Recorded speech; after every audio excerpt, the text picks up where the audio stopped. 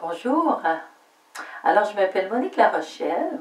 Aujourd'hui, je te ferai un exposé d'à peu près 20-25 minutes. Je te parlerai de Saint Paul.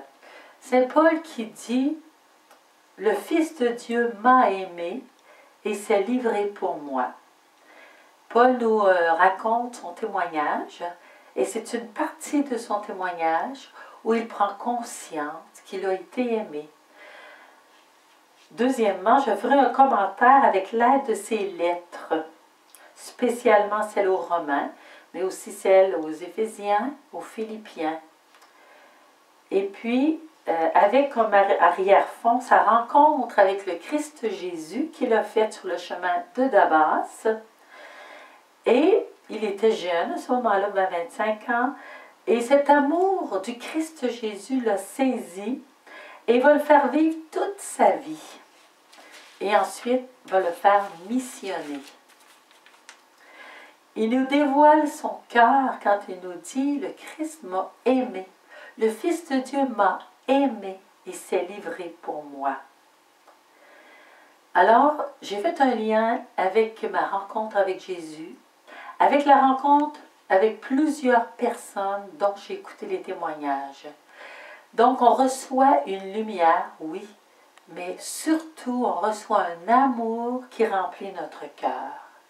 Et lui-même va dire, ma vie dans la chair maintenant, je la vis dans la foi au Fils de Dieu qui m'a aimé et s'est livré pour moi. Donc, l'amour devient le moteur de la vie de Paul. Qu'est-ce qui fait agir un être humain? Un être humain, c'est fait pour être aimé et pour aimer. Alors lui, il agira par amour, toujours, il sera poussé à aller plus loin. Il va même dire l'amour du Christ nous presse. Il a une certitude à partir de sa rencontre avec Jésus et de l'effusion de l'Esprit Saint qu'il a reçu par Ananie. Cette certitude, c'est que le Fils de Dieu l'a aimé et s'est livré pour lui. C'est pourquoi il nous écrit « Je mets ma foi, ma confiance en lui ». Plusieurs fois, on a été blessés dans notre vie, surtout dans notre confiance. Dans l'amour, il y a la confiance. Comment refaire confiance à quelqu'un qui nous a trompés? Alors lui, il a la preuve qu'il est aimé, c'est que le Christ, Jésus, s'est livré pour lui. On ne met pas notre foi à quelqu'un sauf si on sait vraiment qu'il nous aime. Des fois, les gens vont nous dire avec des paroles qu'ils nous aiment, mais leurs actes contredisent ce qu'ils disent. On n'a pas l'habitude de voir Paul amoureux. Mais Paul est un grand amoureux. Il a des termes dans la lettre aux Philippiens qui le dévoilent. Ayant été saisi moi-même par le Christ. Quand on fait une belle rencontre, une rencontre qui marque notre vie, on est saisi par la personne. Et son visage, ses paroles, ses attitudes nous reviennent. Cette personne nous habite. Eh bien, Paul, lui, est saisi par sa rencontre avec le Christ. Et il devient un amoureux. Et son cœur est saisi, et cet amour prend tout son être. Paul se sent aimé. Il a eu un coup de foudre. Cette lumière foudroyante, mais aimante, l'a fait tomber. Il est tombé en amour, foudroyé par un amour puissant, comblant, qui fait que Paul vit une plénitude. Combien de personnes m'ont dit, et moi-même je l'ai expérimenté, avoir vécu un vide avant la rencontre de l'amour. Et ce vide, on a beau faire toutes sortes de choses, rien ne peut le combler. Saint Augustin va dire qu'on est fait pour Dieu. Dieu est amour et que notre cœur ne trouvera aucun repos tant qu'il ne se reposera pas en Dieu. Alors Paul expérimente que cet amour le comble. Il n'est plus vide. La loi qu'il vivait avant le rendait vide, mais l'amour du Christ l'avait fait vivre une plénitude. Ça m'a rappelé aussi une rencontre, un témoignage que j'ai lu. C'était un homme en prison, c'est un criminel, très dangereux. Et il se moquait de Jésus. Il était en train de lire une Bible qu'un prêtre lui avait prêtée. Et il se moquait un petit peu de Jésus. Puis dis-toi, là, si tu existes vraiment, je te donne rendez-vous cette nuit à 2 heures. Puis il s'est endormi. Il avait tout oublié ça. Et Jésus, à 2 heures de la nuit, l'a réveillé par une grande lumière. Et lui, il a été très en colère à cause de cette lumière qu'il réveillait. Il s'est jeté sur les barreaux, il a insulté les gardiens. Et puis ensuite, il a entendu une voix qui lui dit « Nous avons un rendez-vous. » Et à travers la lumière, il a vu la personne de Jésus et il s'est senti tellement aimé. Il s'est mis à pleurer et cet amour l'a habité jusqu'à 7 heures du matin où il a pleuré, pleuré, pleuré sa vie, pleuré d'amour. Alors, je pense à Saul, qui a pleuré d'amour certainement dans ces 3 jours où il ne voyait plus rien, il n'était plus capable de manger. Et Saul va être tendu toute sa vie vers son bien-aimé. Tout l'être est tendu vers celui qu'on aime. Il veut être avec lui, c'est ça l'amour. Il dit aux Philippiens, « Oubliant le chemin parcouru, je vais droit de l'avant, tendu de tout mon être. » C'est l'amour. Combien d'amoureux font de grandes distances pour retrouver l'être aimé. Les amoureux ne peuvent supporter d'être séparés. Être ensemble, c'est ça qui les comble. Ils se retrouvent régulièrement, ils se parlent, ils s'enlacent, et un jour, ils veulent demeurer toujours ensemble. Alors Paul va vivre la même chose. Paul vit dans la foi auprès du Christ. Il retrouve le Christ dans la prière, il le retrouve auprès du Père. Il passe sa vie dans le cœur de Dieu, dans les cieux. Il nous dit dans la lettre aux Colossiens, « Recherchez les choses d'en haut, songez aux choses d'en haut. Votre vie est cachée avec le Christ, lui qui est votre vie. » Parce que lui, il le vit. Sa vie est cachée dans le cœur de Dieu, dans le cœur de Jésus qu'il aime et dont il se sent aimé. Paul, c'est un passionné, donc il est passionnément amoureux du Christ pour désirer toujours être avec lui. Il parcourt la distance de la terre au ciel pour le retrouver. Il vit avec lui, il ne peut se passer de lui. Ce dialogue de Paul, amoureux dialogue, se fait avec la parole du Christ, toujours vivante pour lui. Il dit que la parole du Christ réside chez vous en abondance. C'est que lui, amoureux de Jésus, il se répète la parole qu'il a entendue. Il la mémorise et son cœur s'enflamme d'amour à cette parole. Et on lui a raconté aussi, les apôtres ont partagé leur foi. Et lui a vu Jésus agir. Et ensuite, on a commencé à écrire les évangiles. Donc, Saul, Paul, aime la parole de son amoureux. Il ne peut pas s'en passer. Et chacun de nous, il nous invite à la garder dans notre cœur.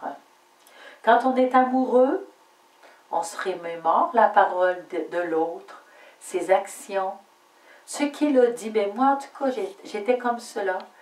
Je me rappelais tout ce qu'il m'avait dit, ce qu'il avait fait, son regard. Paul, c'est ce qu'il fait. Alors ce dialogue se fait pas loin, comme on dit, au ciel, mais il se fait dans son cœur, à l'intérieur de lui-même. C'est là qu'il retrouve le ciel. C'est là qu'il retrouve le Christ Jésus assis auprès de son Père. Il le retrouve dans la foi, habitant en lui. Notre relation, quand on est en amour, s'approfondit dans le dialogue. Et ce dialogue va me faire connaître l'autre, celui que j'aime. Je veux tout savoir de lui. Alors, si une parole de lui n'est pas comprise ou d'elle, on en reparle, on s'ajuste, on veut mieux le comprendre pour être mieux unis dans l'amour. Une connaissance aussi amoureuse va rendre l'aimé semblable à l'aimer. C'est vrai, hein, des fois, je regarde deux vieilles personnes qui ont passé leur vie ensemble, en amour, et ces personnes finissent par se ressembler. Eh bien, Paul va dire, le connaître lui, c'est tout son désir, hein, le connaître lui, avec la puissance de sa résurrection. Paul veut connaître la puissance de la résurrection de son bien-aimé. Il veut aussi communier à ses souffrances. Quand on aime, on veut tout vivre avec le bien-aimé. Quand on aime vraiment, on veut même lui devenir conforme dans sa mort. Ça va loin.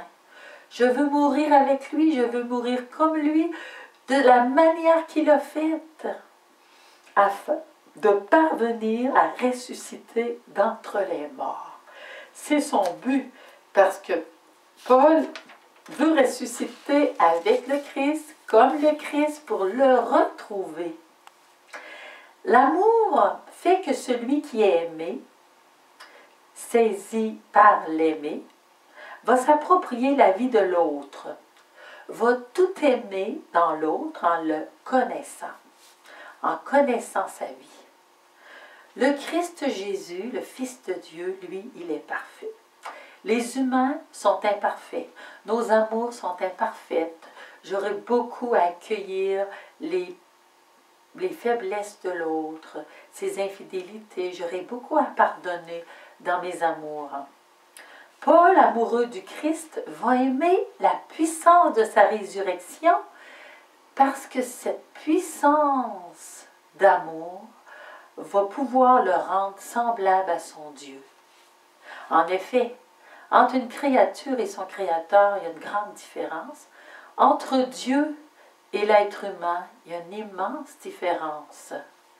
Mais le Seigneur va lui dire, ne t'inquiète pas de ta faiblesse, de tes limites, de ta pauvreté et même de tes fautes. Ma puissance se déploie dans ta faiblesse. C'est une puissance d'amour qui va agir en Paul pour le transformer, comme en chacun de nous, si on le laisse faire. Le rendre conforme au Christ, l'amour rend semblable, et Paul veut être semblable à Jésus. Comment atteindre et devenir semblable à un Dieu quand on est humain? L'amour veut se fondre à l'aimer, l'amour rend semblable à l'aimer. Donc le Christ rend Paul semblable à lui. Il va le transformer par grâce. La grâce est un don gratuit de Dieu. Elle nous est donnée pour nous rendre semblables à lui, nous rendre miséricordieux et amour comme lui. Et Paul va finir par dire dans la lettre aux Galates, « Ce n'est plus moi qui vis, c'est le Christ qui vit en moi. » L'amour en Paul l'aura rendu vraiment semblable à lui. C'est ce que fait l'aimer dans l'aimer. Cet amour va vouloir mourir avec l'aimer.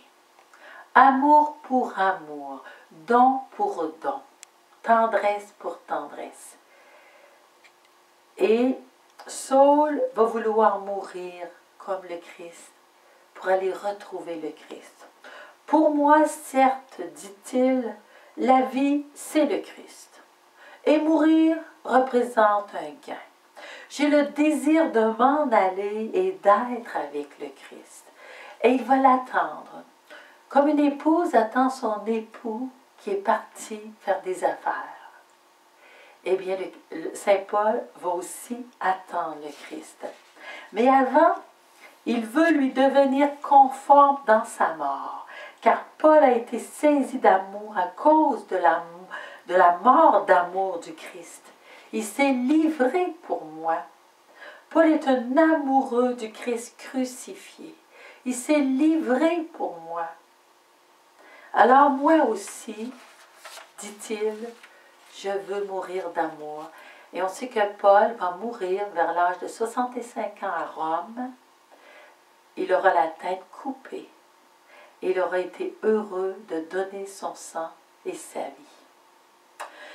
Et Paul va dire, pour moi que jamais je ne me glorifie, sinon dans la croix de notre Seigneur Jésus-Christ, qui a fait du monde un crucifié pour moi et de moi un crucifié pour le monde. Son Jésus est un crucifié. Alors il va mettre sa foi, sa fierté dans la croix de Jésus. Il n'y en aura pas honte.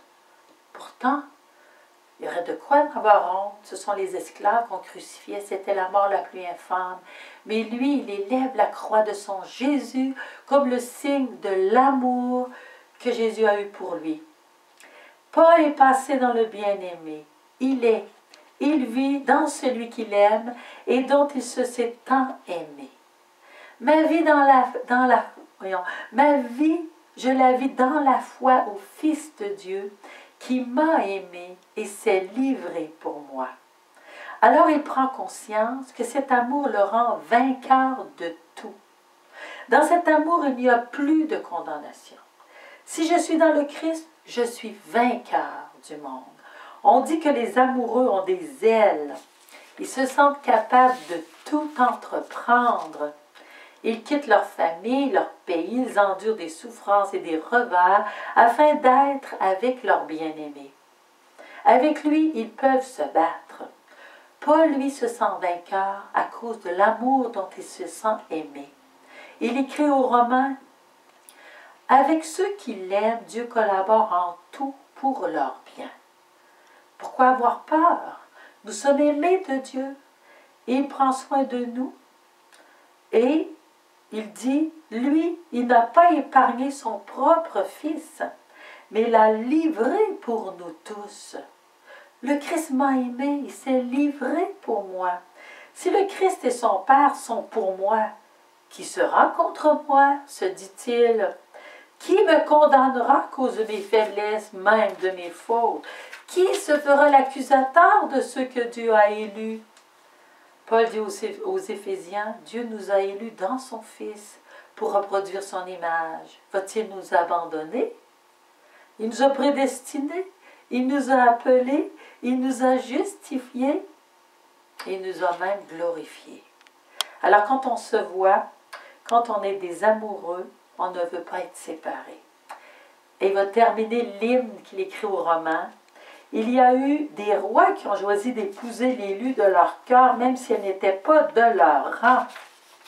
Et nous, qui nous séparera du Fils de Dieu, même si on est si petit, si pécheur?